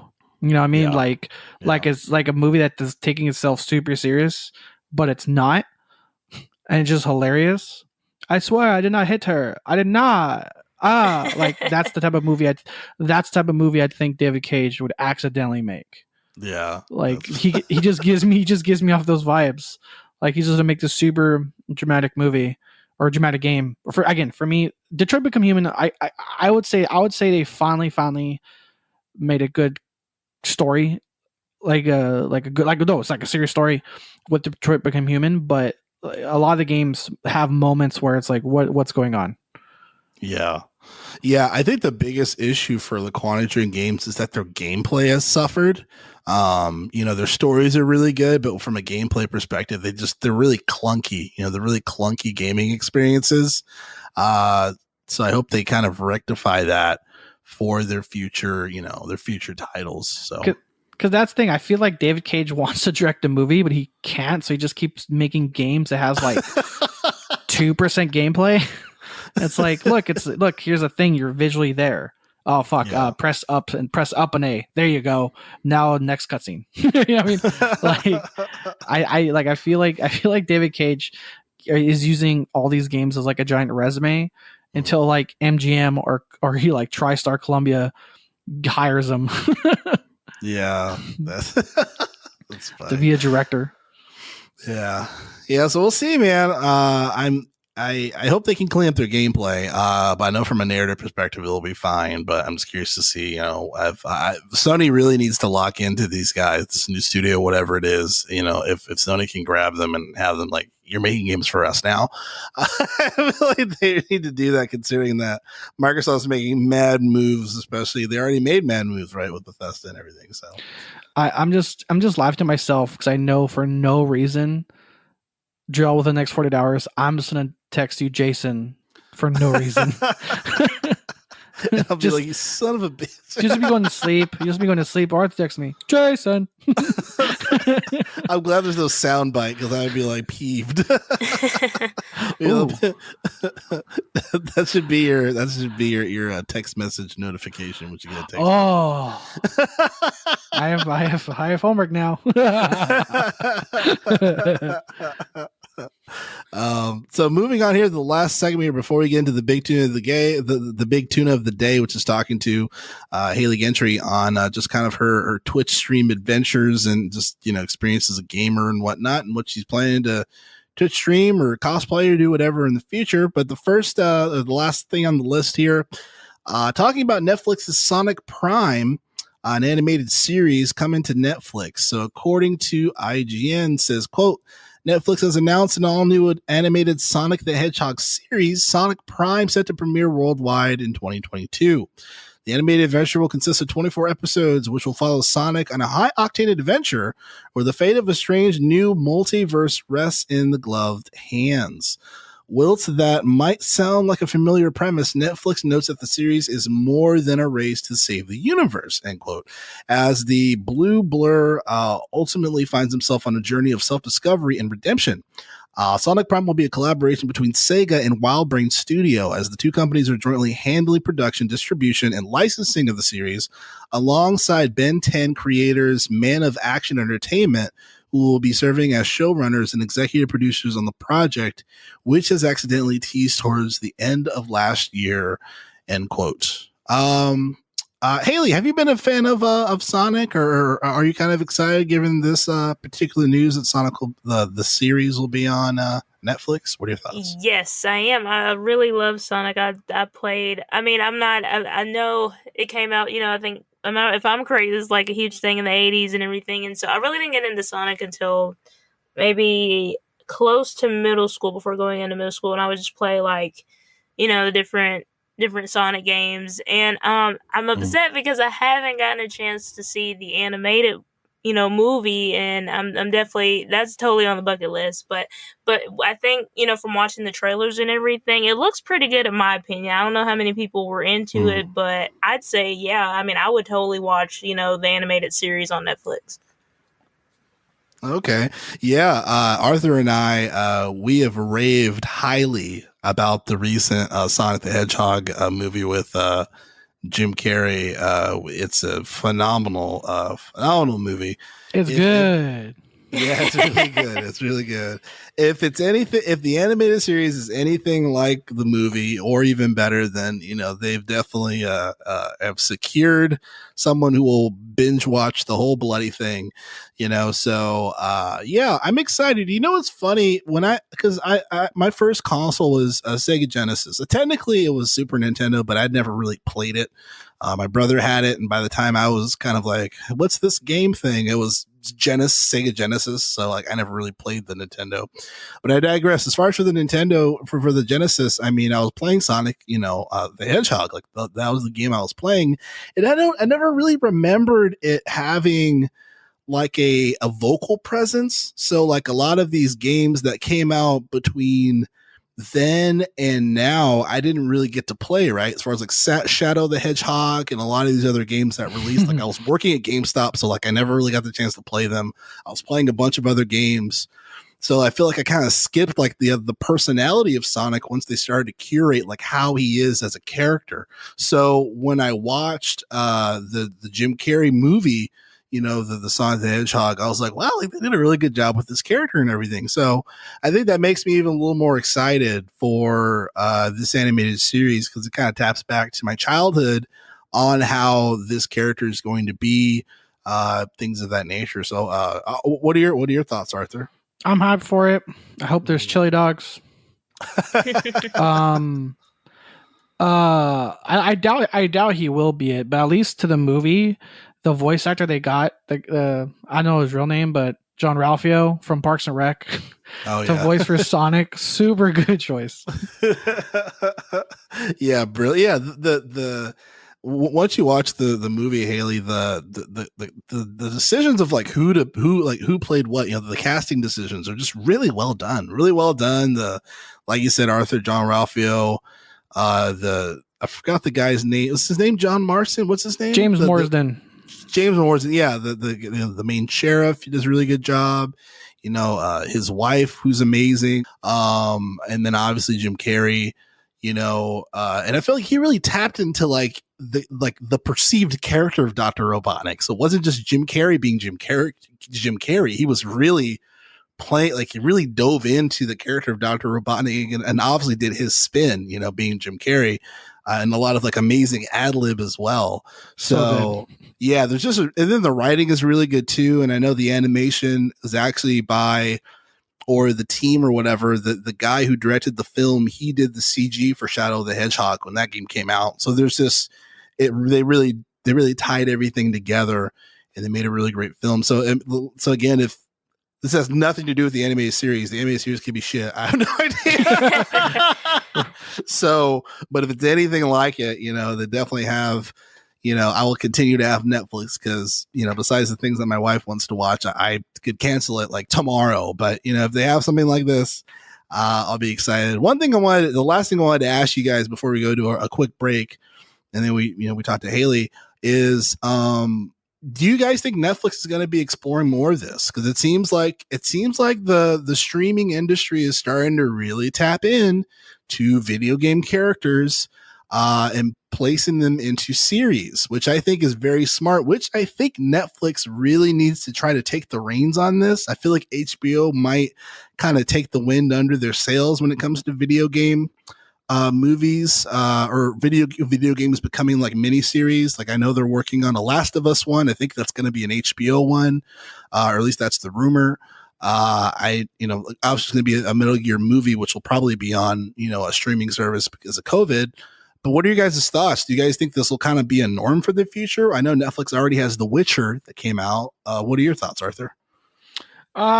Yeah, I think companies are finally realizing that. Again, I mentioned before how like comics weren't exactly mainstream before, but now into movies they're becoming not only mainstream, they're becoming bankable. And I think that more and more companies are starting to finally realize that with games. Like we mentioned, like all the gaming stuff. It's like the new Monster Hunter movie, the new Resident Evil series, the new Uncharted movie, Sonic the movie got a sequel, greenlit. I feel like there was going to be a Zelda series with Nintendo that got canceled. Mortal Kombat's getting a movie with HBO. Like I think they're finally. I think games are finally finding its stride with shows and movies now. Yeah. Well, what are your thoughts, Haley? Excuse me. I think right now it seems like a tug of war between Netflix and HBO. I say both. Both producers are doing fairly well. It's kind of hard for me to like pick a side because I'm kind of like on both for Netflix and HBO. Because if I don't have HBO, then I'm gonna watch Netflix, and so just seeing that they're wanting to produce more video game type movies. I mean, I'm for it 100%. It's like after you beat the game, it's like, oh, I'm gonna watch this in theaters and see if I remember doing this in the video game, and I think they're doing fairly well with starting to make more of a rise of video game movies. I'm all for it. Yeah. Awesome. Me as well. One thing, Jarrell, I just happened to just Google it real quick. There's an article from the Observer that was posted a few weeks ago, like the last week of December. Entitled, the article is "Video games will be the next great IP war in Hollywood." Disney, HBO, and more will be fighting. Will be fighting to grab the IP rights for different video game licenses. Let the games begin. Competition's good. We'll see who makes the better who makes the better shit. Exactly. Looking forward to that. All right, folks. Well, we're going to take a quick break, and when we come back, we're going to talk to our guest, Haley Gentry, just about her being a Twitch gamer, and then just more passion on gaming, and and all things her. So we'll be right back right after this.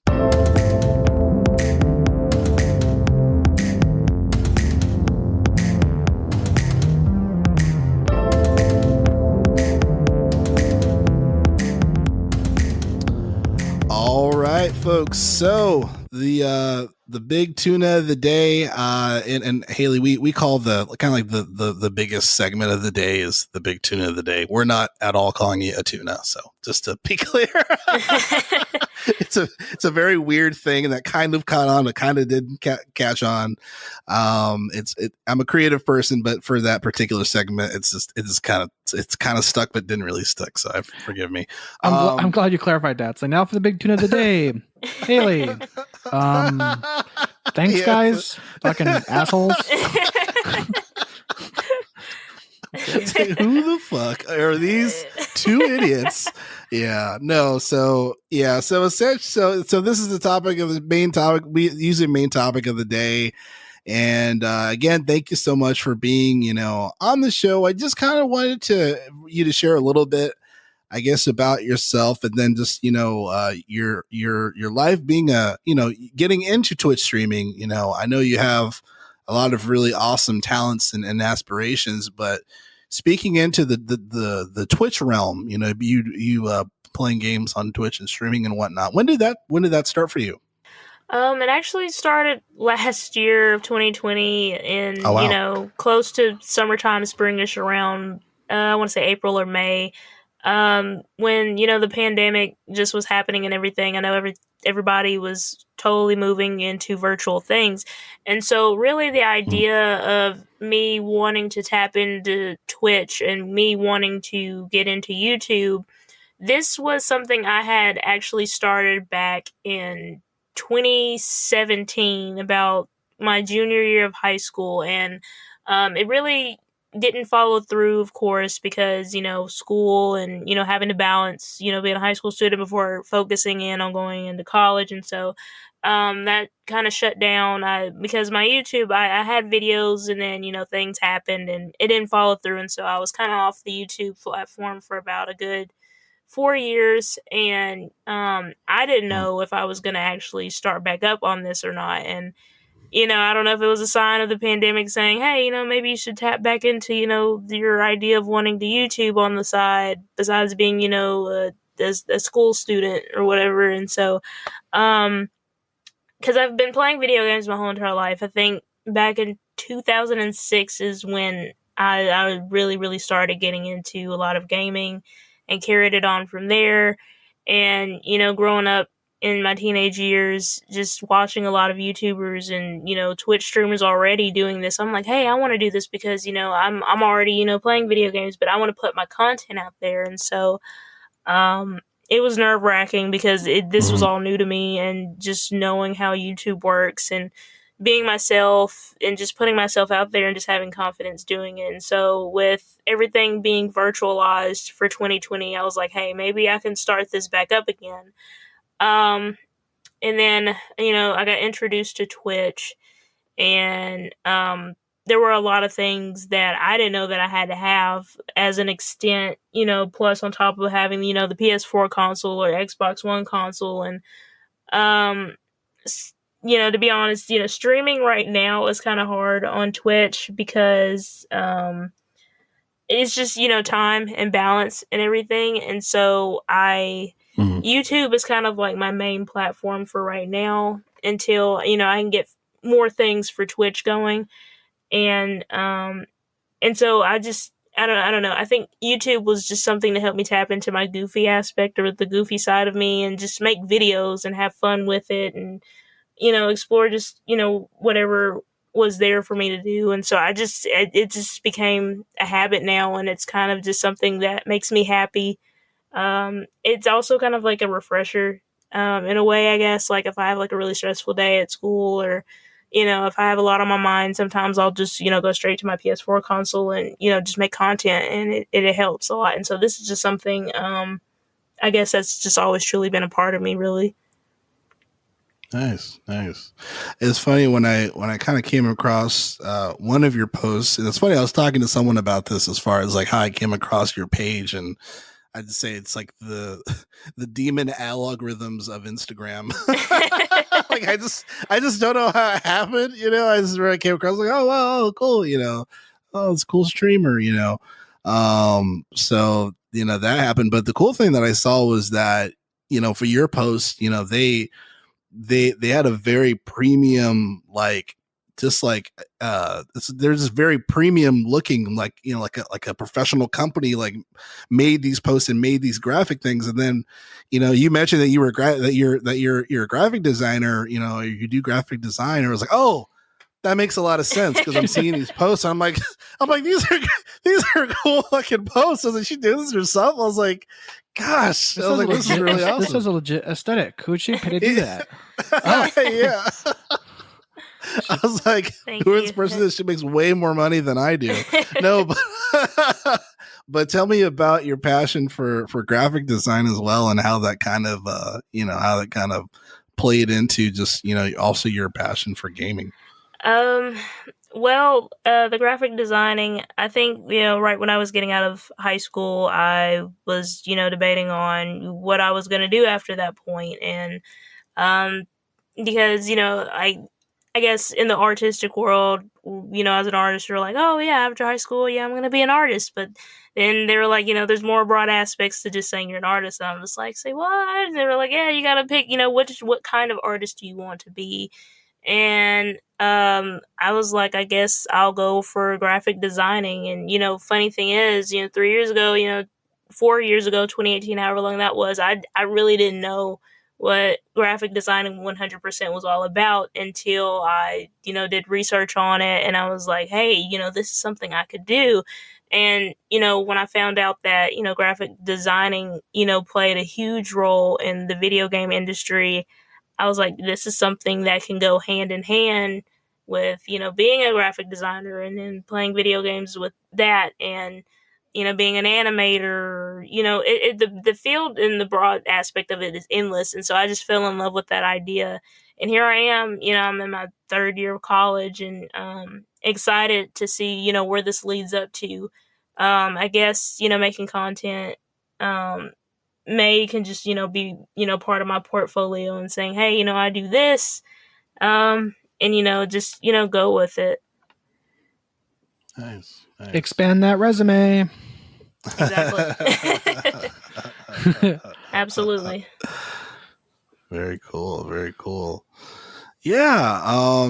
And then as far as like, you being a gamer and everything, and then even talking about like the first article for the show, as far as like this within the Amazon team, according to that guy that worked at Amazon, as far as like that bro culture, within that particular team, do you kind of see that floating around within, like when you're making content and stuff? Do you tend to get a lot of trolls, or just like anything like crazy like that's happened that you've kind of had to combat? Not that I know of. I don't think I've ran into anything too hectic. I hope I don't in the near future, but that's good. That's good. Yeah. Yeah. That's good. Yeah. Cause I just find I find it so strange that there's these archaic and, and sexist people that like, they think that all gamers are men or should be men. I'm like, that's such a ridiculous thing, where, as far as that concept. And, even some of, the folks that we work around, for the nerdy, but it's kind of like sometimes encountering some weird stuff like on the internet, people trolling and stuff like that. It's like, what's wrong with people? Like, anybody can game. I don't understand. There's that weird.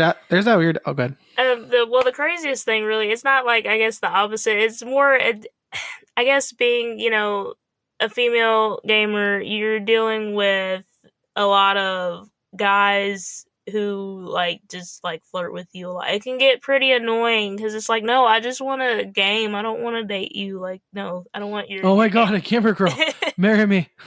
I found one. Yeah, I found her. She's on Twitch. Guys are so stupid. Right? It's like, oh, this person. Like Drill and I used to work at GameStop, and oh my god, like having customers interact with like a female gamer for the first time was like, what the fuck is happening over there? Yeah, like I never experienced so much of that. Like I experienced a little bit of like some of my employees, like that were like, like female GameStop employees, and they would get like these really odd like dudes like trying to hit on them, and I could see as far as like, okay, this is not reciprocating, because I see like my employee feeling really uncomfortable, and like even experiencing that a lot when I worked at the other store that Arthur and I, how we met for the first time. And we were kind of like almost like their dads, like protecting them, like, hey man, like, nah. Like this isn't it, get your game, and if you have a question around GameStop, let us know, but if not, get the fuck out of the store. I remember one of the employees she had a little thicker skin. She had a little thicker skin, and she was able to deal with it right back. I remember she had told the guy like, do you need to use more deodorant to date me? I was like, wow. Damn. That sounds like something I would say. Like, go for it, fuck it. Like, dude, you need to fix your BO before you try to come to my life. Like, what the fuck?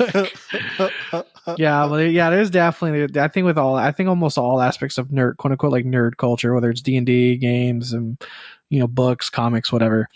Like, oh, bro down, like, shut the fuck up. Like, shut the fuck up. Go shower, then we'll talk. Talking about your content, right? So I know one of the things I was looking at was that you were playing Grand Theft Auto. I want to say it was Grand Theft Auto 5, the story mode, for like the first time, right? Yeah.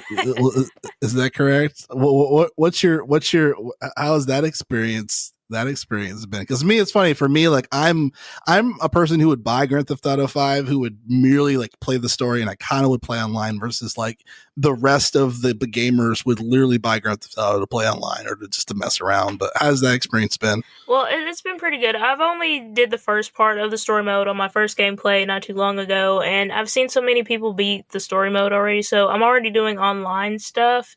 Online, Okay.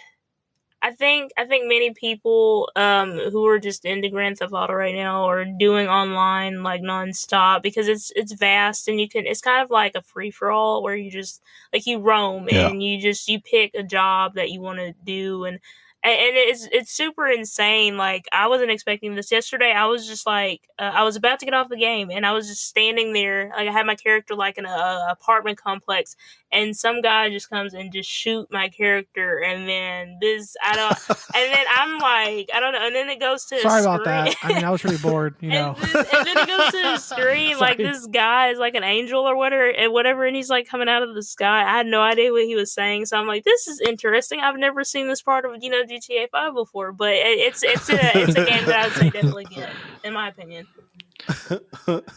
GTA 5 online is so fun. Me and my friends play it, and like you can do nothing for hours and just have so much fun.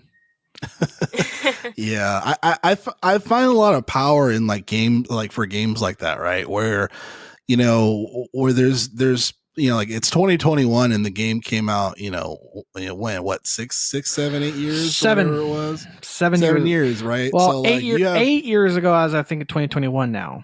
Oh, okay. Fuck it, 7, 8. Yeah, some to that degree, right? Where you have a game where like there's a lot of people like yourself, Haley, who have not played the main story of the game, but have played hours and hours of the multiplayer.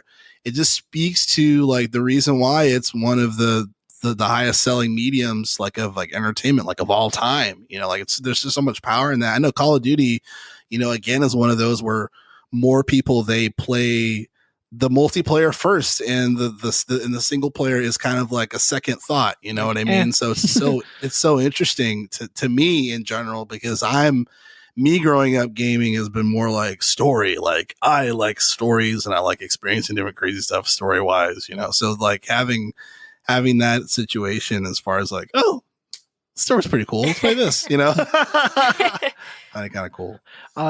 I like when it comes to GTA. I like how when GTA 5 first came out, it was like a talking point. Like, hi, I'm Arthur. I play GTA 5.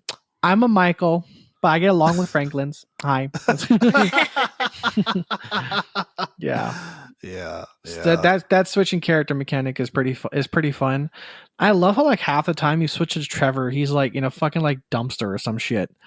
Like Trevor's crazy. You switch to Michael and he's like in his house just watching TV in his big screen, and his son's being an asshole. Yeah, his son's being a privileged piece of shit. His wife's getting ready to fuck some dude. And then Trevor's just like waking up from a meth bender, like, this isn't my garbage. Yeah, it's wild, man. It's wild. And then one of the last things I guess I wanted to ask you, what are some new things that you're planning to do for your content for 2021? Well, let's see. I guess continue what I'm doing right now, and then I think, in the spring again, kind of like last year when I have some more downtime, it's just ideas will start soaring in. I just know January and February, always in the beginning of the years, it's always hectic. But definitely, like for summer and spring, you'll definitely probably see a lot more new ideas come from me. And so that's all I really can say about that so far. So Cool. Very cool. Very cool. And then, of course, lastly, how can people find you? What are your social plugs so people can keep an eye on your cool content coming out or content that's already available? Well, all right. You guys can definitely find me on my IG at hey_G101, the same as my YouTube channel. Also, be sure if you do find me on YouTube, you can subscribe and like my videos. I also have Twitter as well. It should be, I think it's my regular name, but the Gentry is first and Haley is last. But those are just my social links right now, and also for Twitch, of course, it's Hey_G101, and you guys can find me on those social platforms. Awesome. Anything for you, Arthur? Any questions you had? No, just thanks for coming on. Thanks for listening to our shit. I'm glad you like my jokes about dead monkeys. That's a classic. Yeah,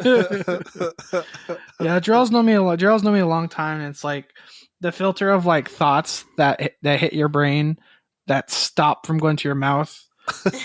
Hi, I'm Arthur. I don't do that. Like it's literally how this show works. This is why in the future we will be the greatest podcast of all time because of Arthur's jokes about dead monkeys and Elon Musk. A mental filter stopping you from saying what you're thinking. What's that like? Asking the wrong guy. Well, again, Haley Gentry, thank you so much for coming on the show. We really appreciate it. Congratulations on all of your success that you've seen from all the things that you're doing, and continue to create the great content that you'll be making, and we'll be watching and stuff as well. So again, thank you. Yeah, thank you guys so much. Of course. Well, there you have it, folks. This is the Gamers for Life podcast. Each and every Saturday, we discuss all things games. I am one of your hosts, Jarrell, and of course, Arthur Thomas is the co-host. If you're listening to this day, if it comes out, go Bucks. Oh yeah, go.